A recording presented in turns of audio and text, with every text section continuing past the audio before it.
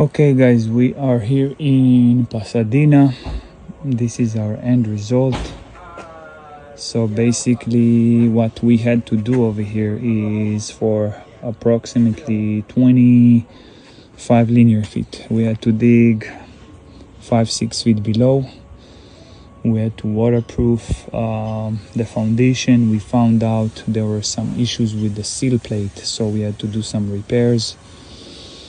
After we were done, we installed some gravel, we installed some drainage system. We connected the rain gutter downspout that was pouring water directly in the area to a drainage system as well. What you see over there, the white cup, that's a cleanup for the underground drainage system. And then we installed the concrete walkway to prevent direct saturation. This looks beautiful. Everything is sloping away from the perimeter, as you can see.